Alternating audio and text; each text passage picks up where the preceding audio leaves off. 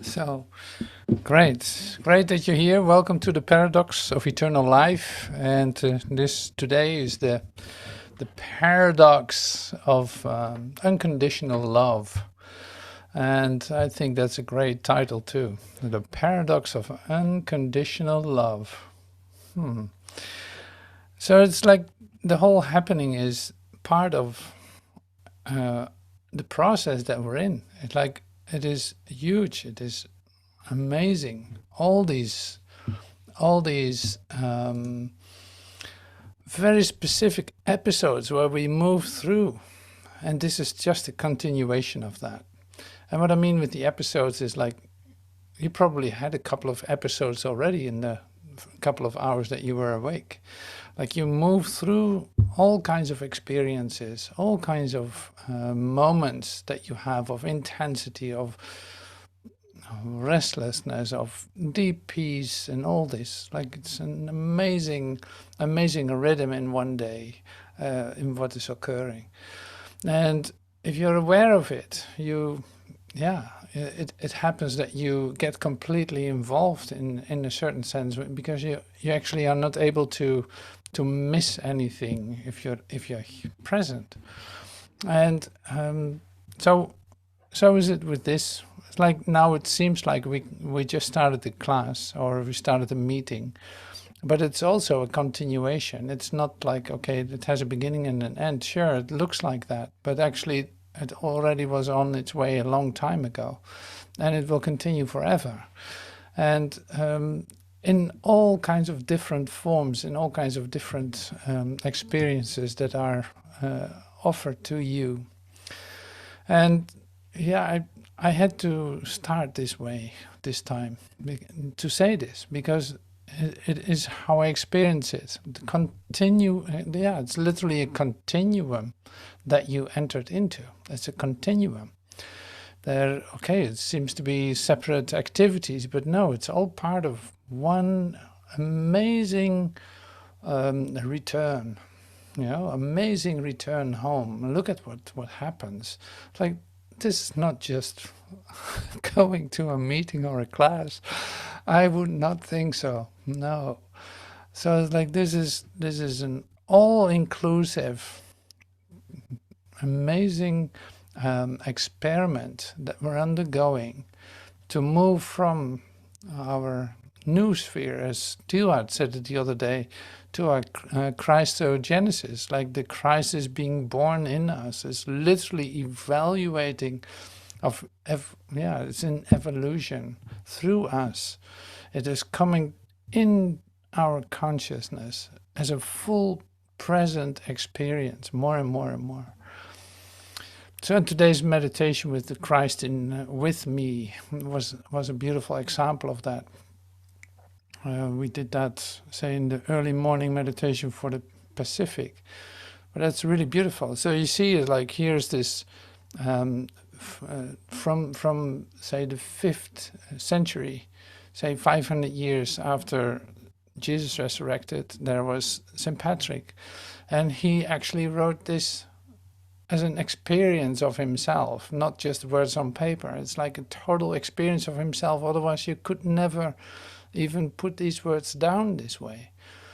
And the loveliness that comes with it, that is still like totally present and say vortexing through me, is this realization of Christ in me. It's a realization. I call it a vortex. It's almost like a vortex. Like it's moving. It's like it sets everything in movement. Like everything is returning home. Everything is coming back, in fact, as an active remembrance of the presence. So it's amazing. And of course, say, using words of Teilhard today too, we have some. I prepared some words from Teilhard that are just helping us to say open up an aspect of yourself. It it opens something up in you. It's like it is a portal. It is another opening. Here's another opening. And Jesus will come around, of course, too. And so first we start with Jesus even. So because love, unconditional love, is already an impossible term, right? So there's no way of teaching love because it is what you are. Well, that's a huge paradox. Like, you cannot teach love because it's what you are. And when you say that as a concept, it is great. It's like, yeah, sure, that makes sense. But when you actually are experiencing what it says, then it becomes like, you are becoming love. And then it makes total sense because it's literally what you are. And see, that is, yeah. Okay, so I must share something because I've too much fun with myself preparing this class. There's always great aspects that are, you see, I try to express something and it's absolutely impossible to express. Like, if you are what love is, if that is an experience of you, if that is not an experience of you, you don't know what it says, like this. So today I use a couple of things. Like I said, Jesus, Teilhard de Chardin, and a bit of master teacher, but not much, I think. But also, and this is interesting, and I hope you don't get offended, is this. We start with Newton physics. So what is Newton physics, right? What is Newton physics? Well, it's like, okay, if I put these glasses, if I drop them, they're probably going to fall down. Yeah, they do. That works. So this is Newtonian physics. So how fast is it falling down? We can actually, because this thing is light, it doesn't go that fast. This is me trying to explain it. But you might say, like, well, it must be more than that. And I say, yes, of course, absolutely. So I found a very low entry Newton physics class of 2 minutes that will give you the ins and outs of Newton physics. And it has a very specific title. I will not mention it yet. So the other thing is quantum physics. We're talking quantum physics sometimes too. So what is quantum physics? Well, it's not Newton physics. Like, it's not like dropping something. No, this is more about energy, about particles, about what is actually occurring with matter. Does it exist at all? Or is it spacious? Or who knows what? Now, I'll come back to that later. I should stop right here. But also, like, very low entry quantum physics class of 2 minutes. So we have 4 minutes of physics in here too. So, but first of all, I would love to start with a prayer that I found, or it's a contemplation. It comes from Urtext of A Course in Miracles, lesson 189, and it's all about love. So that's why I love to share it. So I'm going to pull that up. There is a light in you the world cannot perceive. And with its eyes, you will not see its light, this light. For you are blinded by the world. Yet you have eyes to see it. It is there for you to look upon. It was not placed in you to be kept hidden from your sight. This light is a reflection of the thought we practice now. To feel the love of God within you is to see the world anew, shining in innocence, alive with hope, and blessed with perfect charity and love. There's a light in you the world cannot perceive, and with its high eyes you will not see this light. with the eyes of the world, you will not see this light. It goes beyond perception. For you are blinded by the world if you see with this world's eyes. Yet you have eyes to see. There's Christ vision in you. It is there for you to look upon. It was not placed in you to be kept hidden from your sight. This light is a reflection of the thought we practice now. And the thought is like, I feel the love of God within me now. So to feel the love of God within you is to see the world anew, shining in innocence, alive with hope, and blessed with perfect charity and love. So just be still with this for just a moment. So I feel the love of God within me now.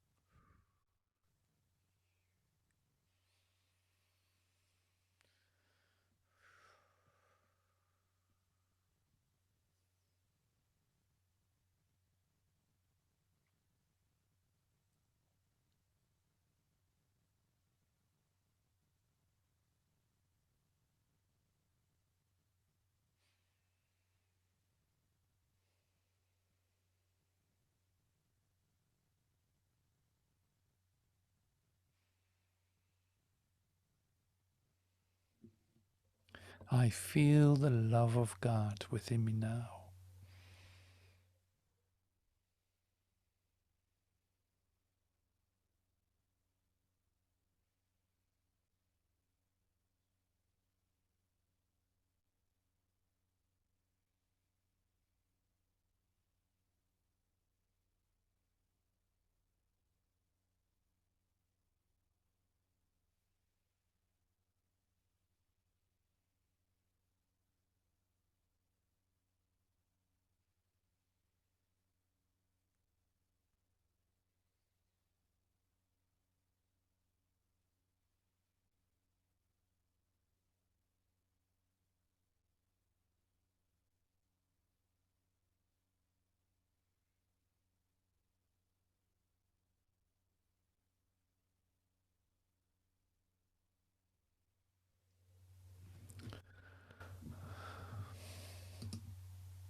Wow, that's so beautiful. Thank you. Thank you. So you see, okay, so love of God, love of God, the love of God. I feel the love of God within me now, like an unconditional love.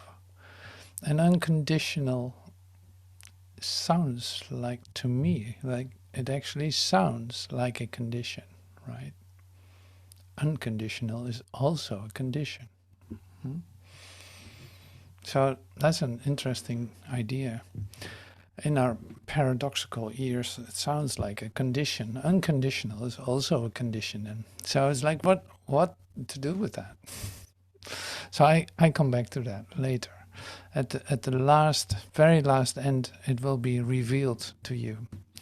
And so for now, just to get it clear, the differences between looking at it with the worldly eyes of Newtonian physics or with the, say, different energy eyes of quantum physics, you might as well know the difference between the two. So here we go then.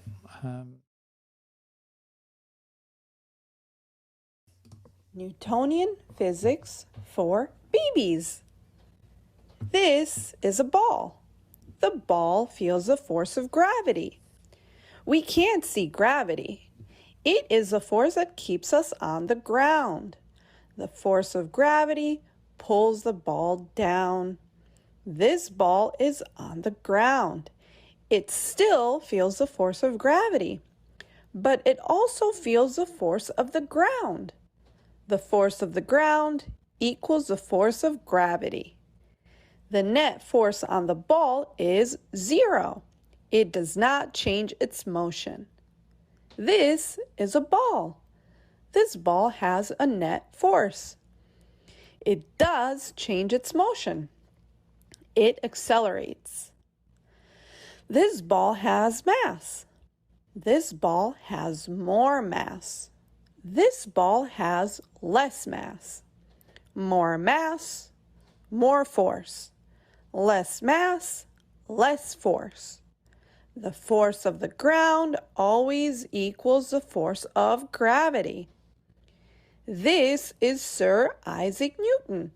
He wrote 3 laws of motion. When this apple falls from the tree, it does not float away. This apple feels the force of gravity. Sir Isaac Newton feels the force of the apple. Now you know Newtonian physics. Newton's first law of motion says, if an object has 0 net force, it does not change its motion. Newton's second law of motion says, the net force is equal to mass times acceleration.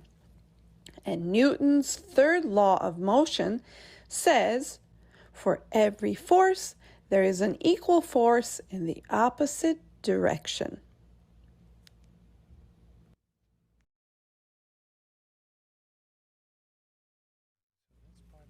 Quantum physics for babies. Optical physics for babies. This ball is a ball. This ball is red. It reflects red light.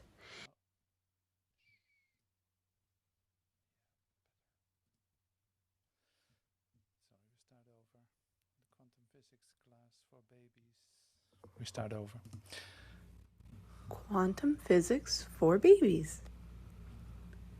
This is a ball. This ball has energy. This is a ball. This ball has 0 energy. All balls are made of atoms. There are neutrons and protons and electrons. An electron can be here or here or here, but an electron cannot be here or here. All electrons have energy. This electron has the most energy. This electron has the least energy. There are no electrons with 0 energy. This energy is quantized. An electron can take energy to jump up, and it must give energy to fall down. This amount of energy is a quantum. Now you are a quantum physicist. That would be great. It would be great to do that some other class, to go through the whole series. Rocket Science for Babies. I never knew the book was there, but it's great. It's really great, very helpful. So this is the simplicity of that. So does it make something clear? Yeah, it makes something clear. So with Newton physics, we're really talking about matter, something that can fall down, bush, and falls apart, or whatever is attracted to the ground. And with quantum physics, it's energy. And so there's more energy, particles start to go and jump up and down. And this energy change is called quantum physics. So that has to do with the energy, with the, say, atomy, the energy of the, say, small particles. if there are particles, but that's another story. You probably have a baby book for that too. I think so, yeah. Theoretical physics is in there too. So this is a good start. So why am I using this? Well, it's like coming into an experience of the love of God. I feel the love of God within me now is great. As a concept, it would be Newtonian physics. Like, you're attracted to it. And yeah, these are words that you recognize. Say the form, yeah, I totally get it. To feel the love of God as an energy in you is a whole different story. It's probably gonna say it has so much energy for you, in comparison, if you want, in comparison with the Newtonian physics. This idea has so much energy. If you experience it, your particles are like literally like resurrecting, literally transcending this Newtonian description of this world. So that makes a lot of sense. So you could say like quantum healing and quantum physics is very closely related to awakening, because we read in our, say, spiritual scripture a lot about the shift from the horizontal plane into the vertical plane, or as Joel would say, like to see beyond your form, to see beyond your perception, going to the light that's behind it, going into the actual thing that is there. So you literally, say, enter into the core of things, but at the same time you recognize it's not substance anymore. No, love is the substance.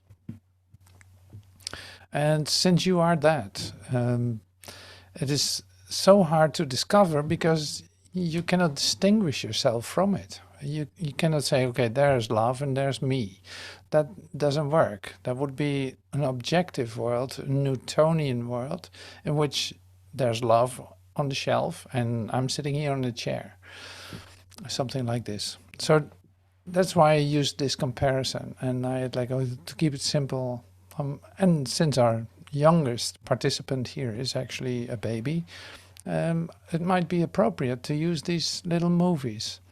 So thank you for the creation of those. That's really lovely. So now, coming back to the idea of love and your self not being able to distinguish yourself, to set yourself apart from it, it is an all-inclusive, unconditional, say, something. I will not describe it further because it's a something, it's an experience, it's you, it's creative, it's alive, it's all-inclusive, like I said.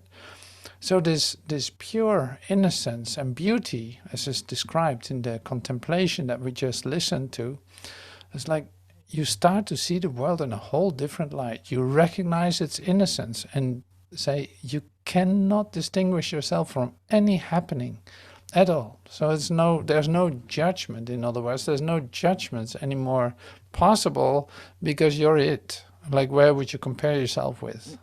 If you're all of it and you look beyond the form, what is left? So that is still with an idea then of the unconditional love and love in general, if there's a difference. So it is like paradox prone, the way we are talking today. It's like there's not a more paradoxical word than love, in fact.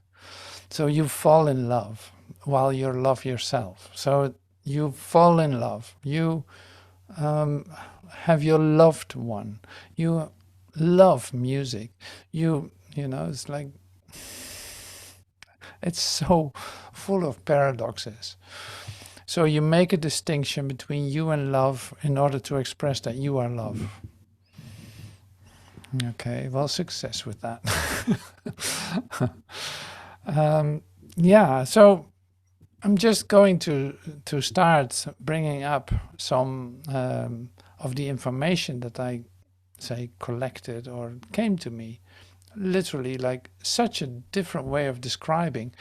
We're using Teilhard here a lot because the way that Teilhard de Chardin, Pierre Teilhard de Chardin, actually expresses himself is, I think, very much in the direction of, as Joel Goldsmith would say it, or as it is very comparable with what is being said in A Course in Miracles at the same time. So it's like all these things come together in the words of Teilhard de Chardin. But he wrote this, say, in earlier days, 40s or something. But see, I'm not very good at history. It was never a strong point of me. So I'm happy now that I discovered that Saint Patrick is a 5th century Christian mystic. I memorized that. So here's our Pierre Teilhard. He's going to share with us ideas related to love, but in such a way that if you actually start reading it, it is bringing you so close to an experience of love that you can actually enter into an experience of love when you read it. There's such beauty being exposed that is just amazing. So, say no more. This is an amazing expression. Love is the free and imaginative outflowing of the Spirit over all unexplored paths. Now that's a beautiful expression. I love it. So I'll do it again. Love is the free and imaginative outflowing of the Spirit over all unexplored paths. See, what I love about what Teilhard shares here is this, the unexplored paths.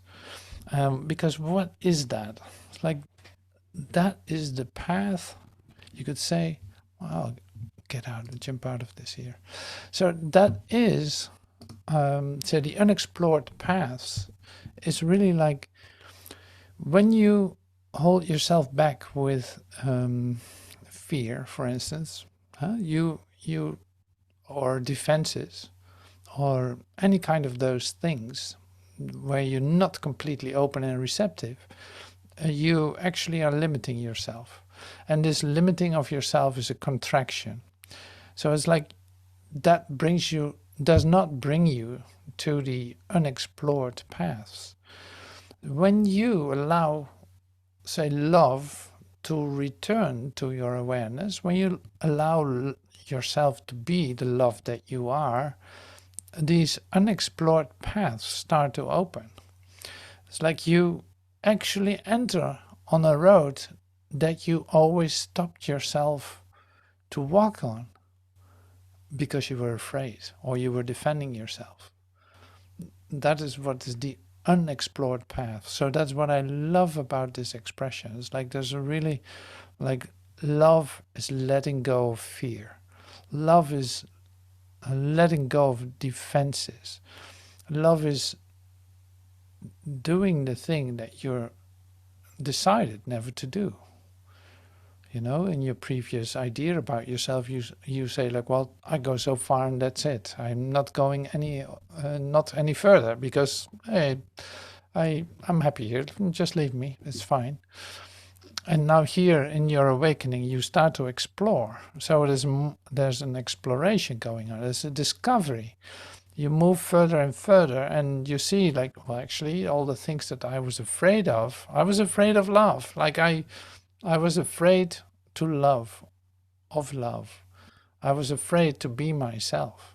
I was afraid to express myself, and all these things. So that can open up as I allow myself to be the love that I am. That's why I love to do these, say, moments together in which we are actually creatively expressing ourselves. Like, that makes total sense. You are free to be yourself, to express yourself, no matter what that is. It really does not matter, in fact. But at least you're putting yourself on this unexplored path. it links, this is what Teilhard says, it links those who love in bonds that unite. You know, it's like it links those who love in bonds that unite, right? Yeah, you can recognize this. So then here's the paradox. But we are created out of love and as love. Is what I share here. It's like, but we are created out of love and as love. So what actually can this, why actually can this happen that you suddenly feel a bond of love with the ones that you meet? You are already all that, and still it can be a real beautiful revelation for you to feel the love that unites and to feel the love that joins you with your brother. But at the same time, it's a paradox. So like I said, it is the return to the wholeness of you as the love that you are, right? That is what is occurring in your awakening. Step by step, you let go of fear, let go of defenses, let go of ideas that are not true, that were based on an idea of limitation. Suddenly that dissolves, and you are free to be the love that you are. So here are some more expressions. Love alone can unite living beings so as to complete and fulfill themselves, for it alone joins them by what is deepest in themselves. That's paradoxical too. So love alone can unite living beings so as to complete and fulfill themselves, for it alone joins them by what is deepest in themselves. So it is already in themselves. It is making them complete in their consciousness. Suddenly they realize their wholeness, their completedness, and their complete fulfillment that they are themselves. But you need your brother in order to experience that. Yeah, that's what it shares here, what Teilhard shares here. Love alone can unite living beings so as to complete and fulfill them, for it alone joins them by what is deepest in themselves. Purity simply denotes the more or less distinct manner in which the ultimate center of their coincidence appears above the two beings in love. Purity simply denotes the more or less distinct manner in which the ultimate center of their coincidence appears above the two beings in love.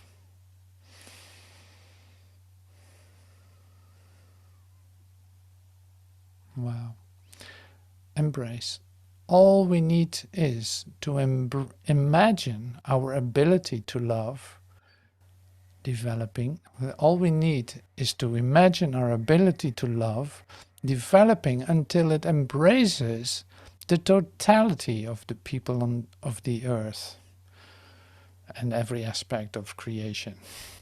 All we need is to imagine our ability to love developing until it embraces the totality of the people on the earth. No question here of leaving one another, but of joining in a greater than themselves.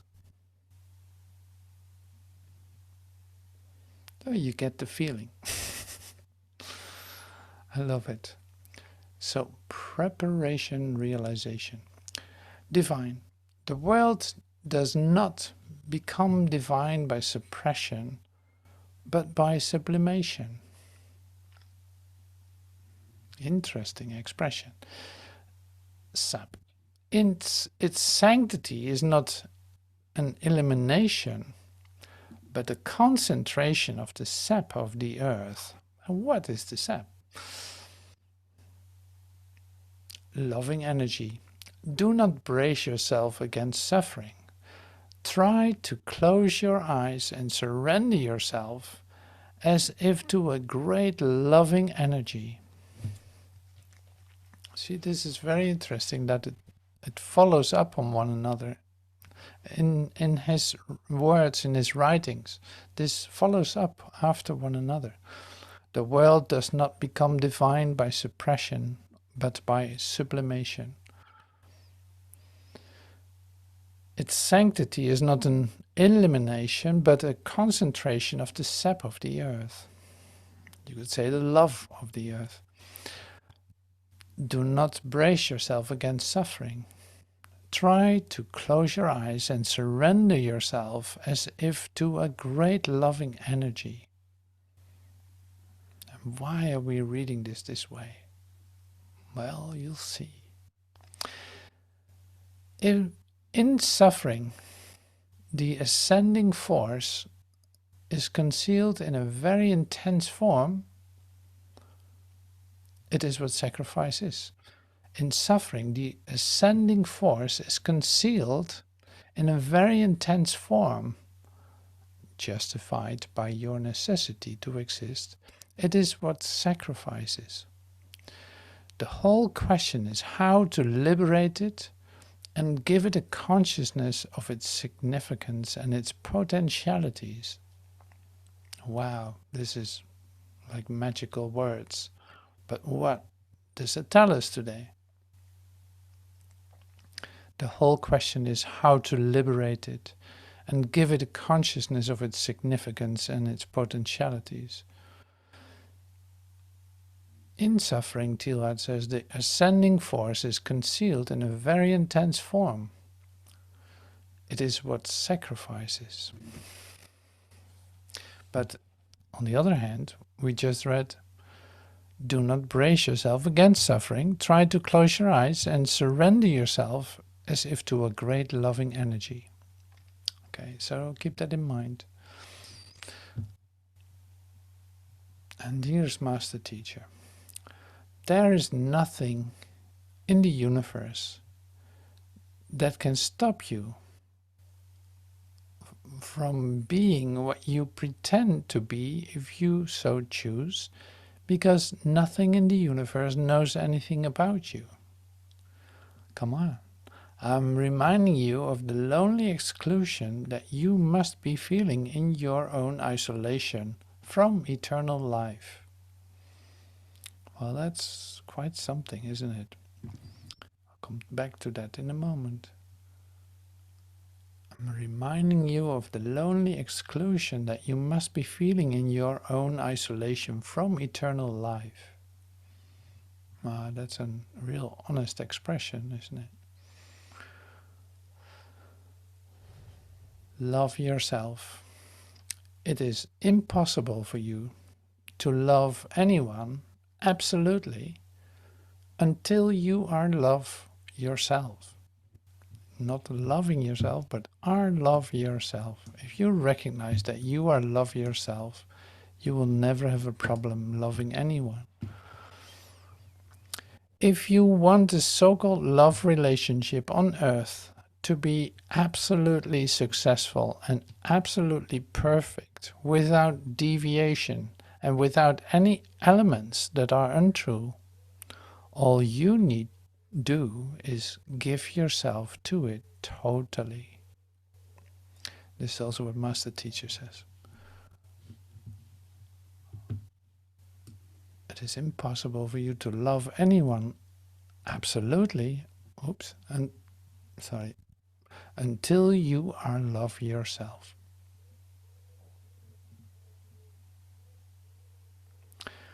Unconditional love.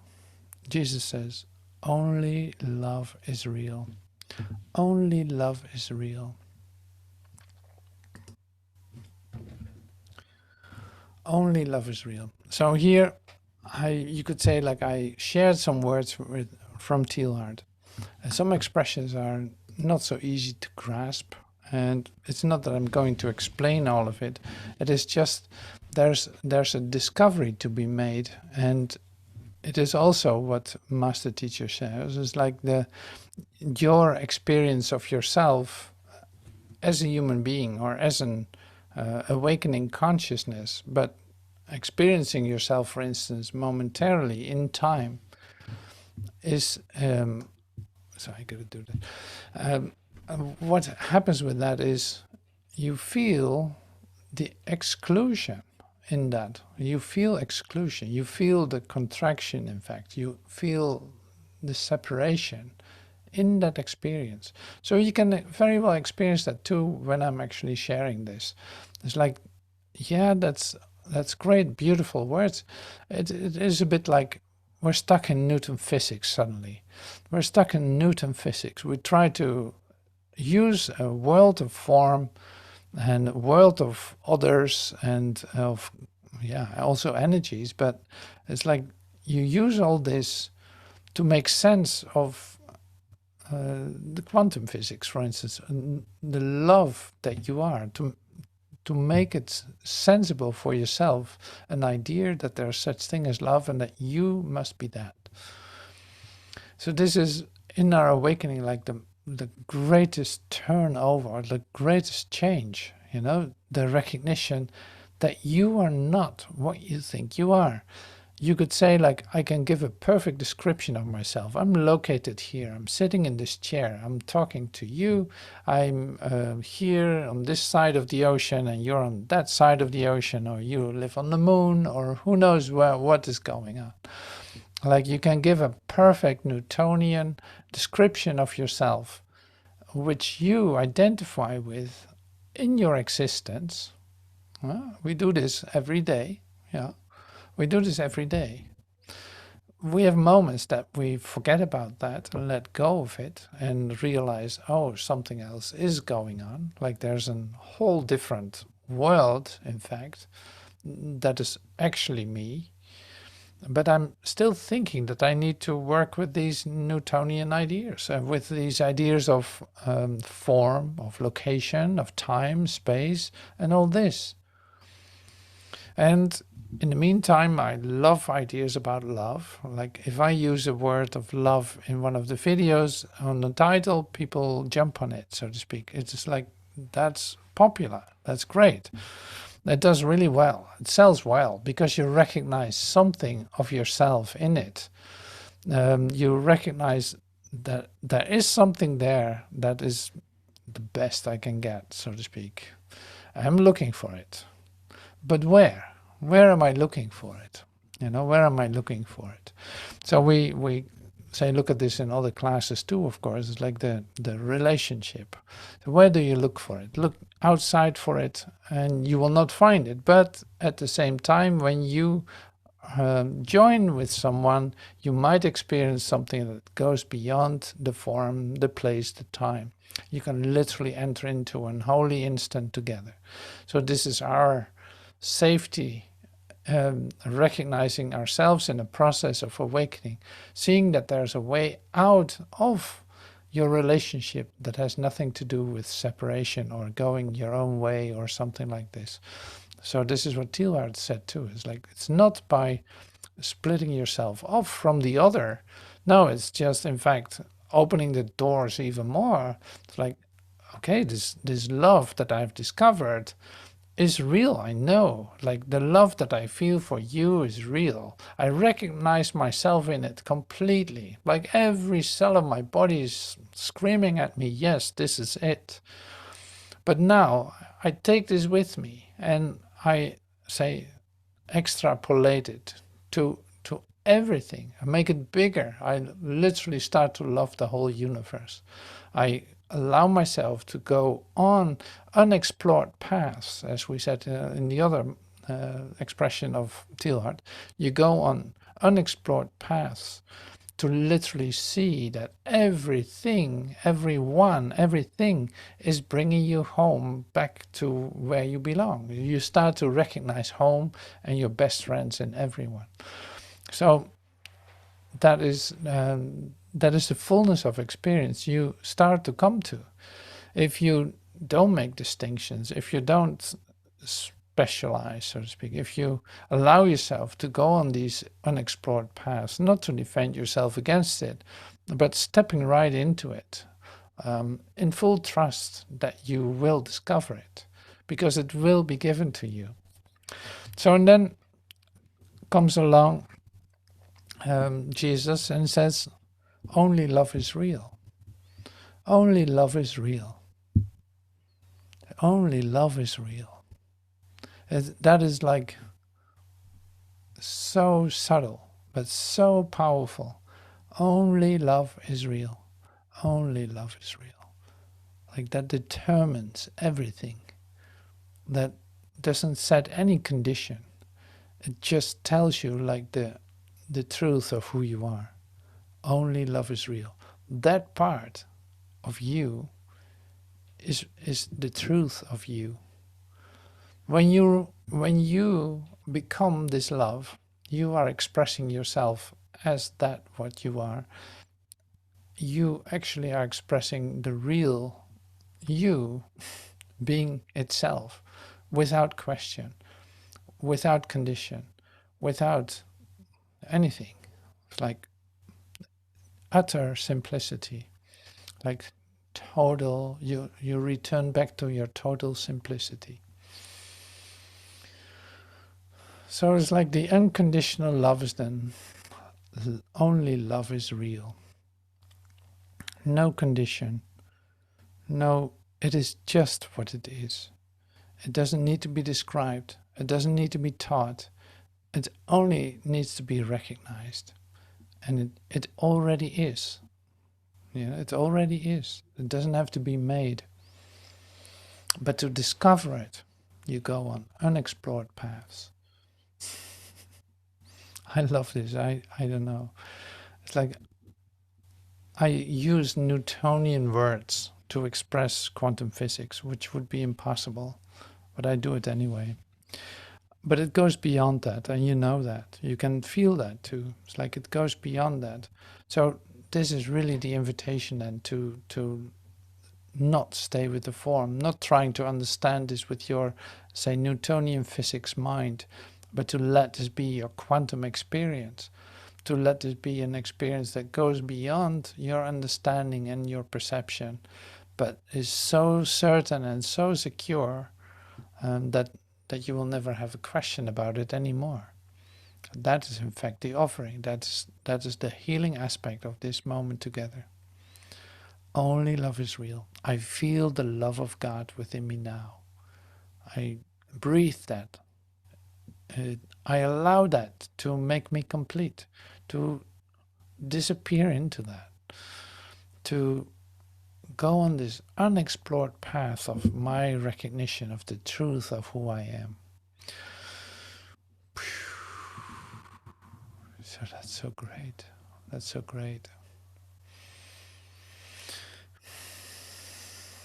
See, there's no way that you can express it with words. That's so interesting. And I'm doing it. Oh my God.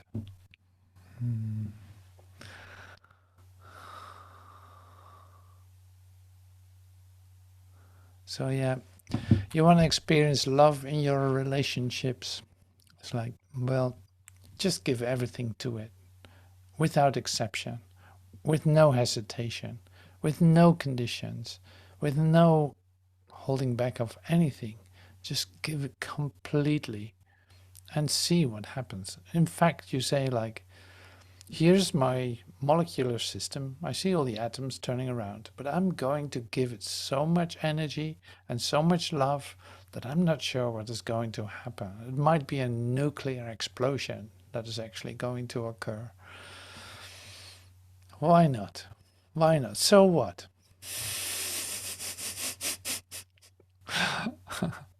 See, that's fun. If we start to compare it to quantum physics, it's great.